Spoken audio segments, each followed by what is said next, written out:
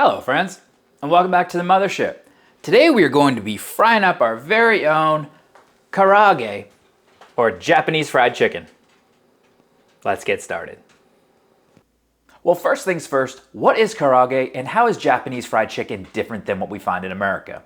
In Japan, the fried chicken has got a heavy marinade on it. Usually in the States when we're doing fried chicken, we're doing something like, a dry rub, then we're gonna do an egg wash or a buttermilk bath, and then we're gonna dredge it through some flour or cornmeal, something like that. In Japan, they do a marinade with a bunch of different flavors in it. Stuff like soy sauce, ginger, all that kind of stuff you expect from some Japanese style cuisine. Another thing that's different is the exterior. But in Japan, the coating of choice is usually going to be potato starch, which you can usually find at grocery stores, but it's not as commonly used around here. It does have a kind of a different taste, and it definitely allows a different kind of crispiness and a different exterior than just using a flour bath. Japanese fried chicken also usually uses different cuts of meat. In general, they're doing dark meat, which makes it a lot juicier. In the States, you're gonna find chicken tendies or something. We do a lot of white meat, that sort of thing. They like to use a lot of dark meat, which allows it to be a little bit juicier and allows it to be cooked a little bit higher also. And then lastly, Japanese fried chicken usually has these uniform cuts, so they're all gonna be about the same piece, which means they can be fried the same amount and have a pretty uniform amount of fry on them. In general, it has a different flavor profile, has a different texture, it's from a different culture. It's really, really good, and I'm super excited to get started making this. But before we do get started, guys, if you could do me a huge favor, and if you're not subscribed, smash that button down below. Most importantly though, I'd like for you guys to tell me what your favorite way to do fried chicken is in the comments. Do you like to just do a flour bath? Do you like to use buttermilk, egg wash? Let me know, guys. I'm super interested. Now what I have here are a bunch of chicken thighs. These are all bone in with the skin on. So the first thing that we need to do is get the bone out of these suckers and take out some of the funky pieces of skin. But in general, I am going to keep the skin on these. Now to debone a chicken thigh, what you're going to do is lay it out kind of like so, get it nice and flat. Then you're just going to basically take your knife, go along one side, go along the other side, lift it up on its side, and then just cut along the back of it.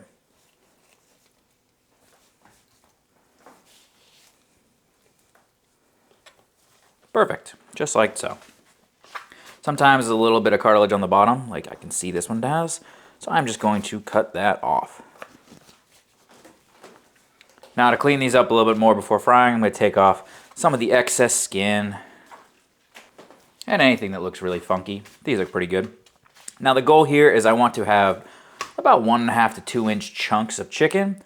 So in reality, we're probably looking something like that, and then maybe something like that, and then that looks good for one, and that looks good for another. And these look about perfect to me. Not too big, like I said, somewhere between 1.5 to 2 inch chunks. To get our marinade together is pretty simple. We're going to start with some ginger, 3 smashed cloves of garlic, some sake, some soy sauce, and sesame oil. Then I took our chicken, put it into a Ziploc bag, and I'm just going to pour our marinade right in. Mix it all together, nice and good, get everything nice and coated. And then this is going to go in the fridge. And I'm going to marinate this for probably about 6 hours today. You could go overnight if you want to, but here we go. It's been about 6 hours, and our chicken is looking pretty good and marinated. So I think it's time now for me to take it out, get it nice and floured up, and then put it back into the fridge on a wire rack to let everything kind of congeal together and get ready for frying. Now at this point, if we're making American style chicken, I would probably be doing something like an egg wash or a buttermilk bath and then going into a flour, cornmeal type thing. But I want to go traditional here, so we're going to use potato starch. I got this from a local Asian market. You can probably either find it online or maybe in your grocery store. If you can't find it, you could probably get away with just doing a mix of maybe 50-50 cornstarch and all-purpose flour. But I want to go traditional here, so we are going to go with potato starch. So I'm just going to get a bit into a bowl here. Standard stuff. Since these are all marinated, they're going to be nice and wet anyway. So all we're going to do is take them out, give them a nice coating, put them onto the wire rack, and then repeat for everything.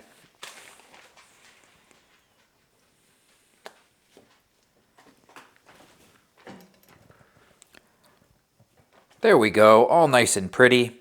Into the fridge, let it congeal while we get our fryer up and going and get our oil nice and hot.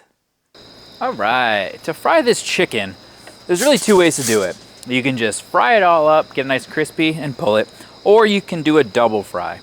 Now, if you're gonna do a double fry, you wanna start at a low temperature, fry it for a couple seconds, and then, minutes, and then raise it to a higher temperature and fry it again.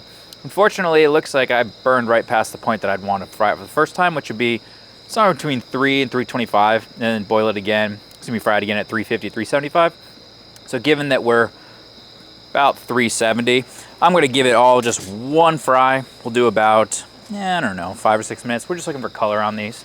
But standard frying rules apply. We're just going to do it in small batches and watch the color and then pull it out with a slotted spoon. So in we go. Now these do like to have a tendency to kind of stick to the bottom. So right after you put them in a couple seconds, I tend to give them a little movement.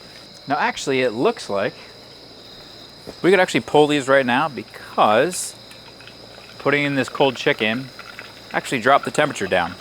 So this kind of fried them where I wanted to the first time. So we're gonna pull out all our chicken and then put the next batch in. These are about what I'm looking for. I'm gonna pull them and then we're gonna bump the temperature up to about 350 to 375 on the higher end. And we're just gonna fry them off again one more time for about 2 minutes just to get them nice and overly crispy. So let's bump this temperature up now. All right, let's toss these suckers in. Like I said, 1 to 2 minutes is about all we're really gonna need. That looks just about perfect to me. Nice golden brown. Not gonna be overcooked, going to be absolutely perfect. All right, so after all that frying, we are finally done. And these are looking fantastic. They're almost that tempura look. It's definitely a very different exterior than you get with just flour like we do with our fried chicken here. But, you know, the proof is gonna be in the pudding here. Oof. Look at this fried chicken. Oh my goodness. Nice batter, nice and done. Oof. I'm going to dip this in some Japanese mayo, which essentially is mayonnaise made from the yolk only. It has a little bit more rice wine vinegar in it, and it's got that umami flavor, which is probably from MSG. But it's got a good taste to it, and I think it's gonna be perfect. So let's give it a try. That is delicious. It's definitely fried chicken, but it definitely has a bit more flavor to it and a different flavor. You can definitely taste that soy, ginger type of seasoning. The mayonnaise is fantastic with it. What we're gonna do is we're gonna plate this with some ramen that we made. It's gonna be a really good dish. Guys, if you're looking to do something a little bit different, this is an interesting way to fry up your chicken. It's gonna give you a different type of texture to it than what you're usually used to, and it really is really good. If you guys give this a try, please let me know down below what your thoughts are.